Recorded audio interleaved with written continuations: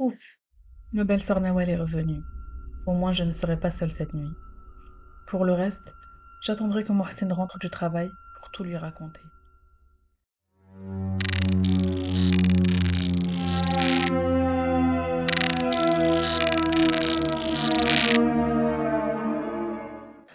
Voilà, j'ai pris mes livres et je suis venue. T'es contente? En me parlant, elle remarque que mon visage est tout pâle et ça se voit que quelque chose ne va pas. Myriam, qu'est-ce qui se passe? Mon visage ne me plaît pas. C'est ta première nuit dans ta maison, tu devrais sauter de joie. Non, c'est rien. Je me suis juste rappelé de mes parents, paix à leur âme, et ça m'a rendue triste. Ne t'inquiète pas. D'accord, paix à leur âme. Alors le repas est prêt? Oui, oui, je finis juste la salade et on pourra se mettre à table. Je vais donc finir ma salade dans la cuisine et je pose le repas. J'appelle Nawal pour manger, mais à ma grande surprise, elle me dit qu'elle n'a pas le temps, qu'elle révise et qu'elle se fera quelque chose vite fait plus tard. Je vous avoue que ça m'a un peu énervée. Tout ce temps que j'ai passé en cuisine pour qu'elle ne mange même pas avec moi. J'ai mangé et je suis allée me coucher. Nawel était dans l'autre chambre en train de réviser. J'ai repensé à tout ce qui m'était arrivé. Je me posais un tas de questions. Était-ce seulement la fatigue du déménagement, ajoutée au fait que je n'avais pas bien dormi la veille, à cause de mes cauchemars? J'ai à peine posé ma tête sur l'oreiller que je me suis endormie comme une masse. Mais alors que je plongeais dans un sommeil profond, un bruit m'a fait sursauter. J'entends la voix de quelqu'un qui s'étouffe, qui essaie de crier, et ce son vient de la chambre où ma belle-sœur est en train de réviser. Je me suis précipitée vers sa chambre, mais la porte est fermée à clé. Comment c'est possible? La porte était ouverte quand je suis allée me coucher. J'essaye tant bien que mal de la forcer, mais la porte est tellement bien fermée. Je pense que j'ai eu une montée d'adrénaline, car finalement j'ai réussi à l'ouvrir. Mais j'aurais préféré ne jamais voir ce que j'ai vu à l'intérieur. Nawel, baignant dans son sang. Il lui sort du nez, de la bouche, des yeux. Quelle vision horrible. Elle convulse et fait des bruits très bizarres. Je reste quelques secondes sous le choc, je ne sais pas quoi faire. Puis je reprends vite mes esprits et j'attrape mon téléphone pour appeler Mohsin, mais il ne répond pas. J'essaie d'appeler mes beaux-parents, mais rien non plus. Je ne sais vraiment pas quoi faire. Je décide d'aller m'habiller en vitesse pour sortir chercher de l'aide.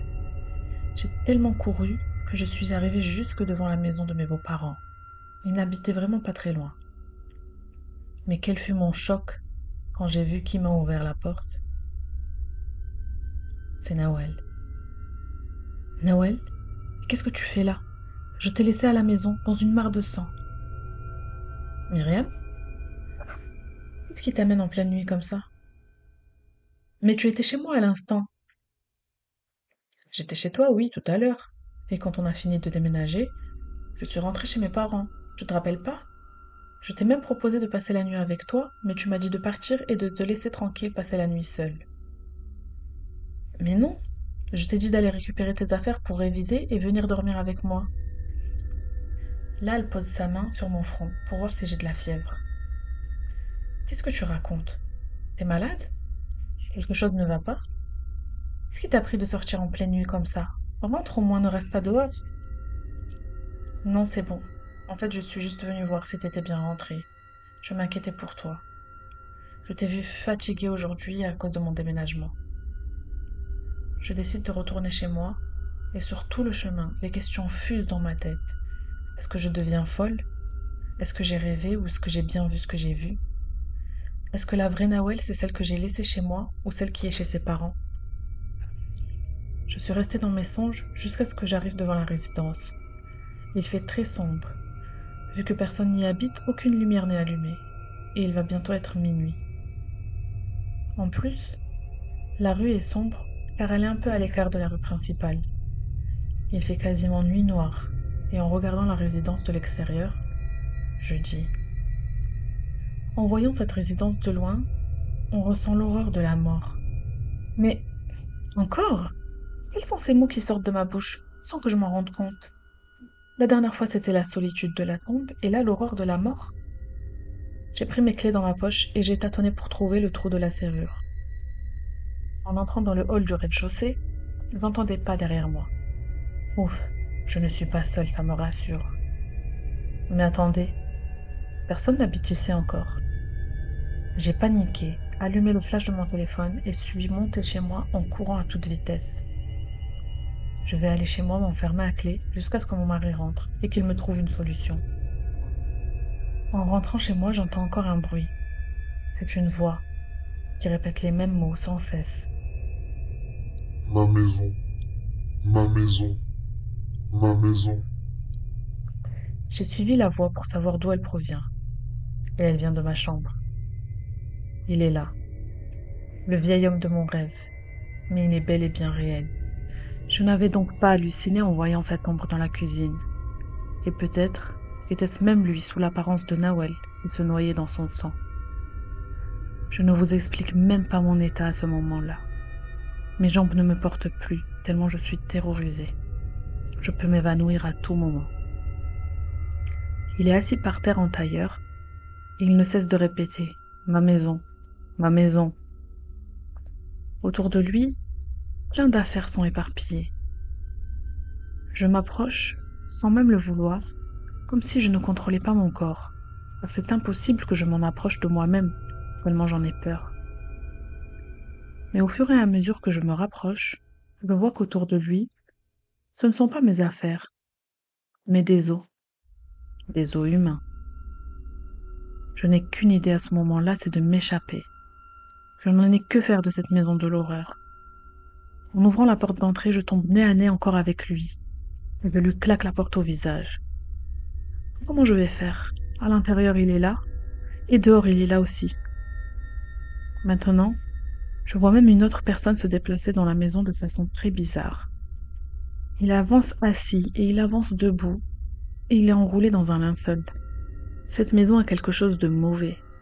J'en suis persuadée maintenant. Même pas la maison, la résidence entière, avec ses 120 appartements. Tout est mauvais. Car ce n'est pas possible que tout ça m'arrive dès la première nuit. L'homme qui se déplace devant moi va avancer jusqu'à entrer dans ma chambre. Et vous me croyez si je vous dis que je l'ai suivi? Je ne sais toujours pas comment. Comme si j'avance sans le vouloir et que quelqu'un veut me montrer quelque chose de force. Je le vois, allongé dans mon lit. Cette fois, le linceul le couvre entièrement. Son visage, ses pieds. Il est carrément prêt à être enterré. Et j'entends ces mots en boucle. La mort, la tombe, la mort, la tombe. Je me bouche les oreilles, je ne veux pas entendre ça. Ma maison est devenue une tombe. Comment ça se fait que je vois tout ça? Et quelle est cette chose devant moi? Un cadavre? Un djinn? Je ne sais pas. Et pourquoi j'en ai pas peur? Pourquoi je reste là? J'ai essayé de m'enfuir, mais mes pieds sont collés au sol. Je les traîne de force pour sortir de ce cauchemar, mais mes jambes sont très lourdes. L'homme dans le linceul se met debout, puis apparaît le vieillard dans sa abaya noire, qui répète encore que c'est sa maison.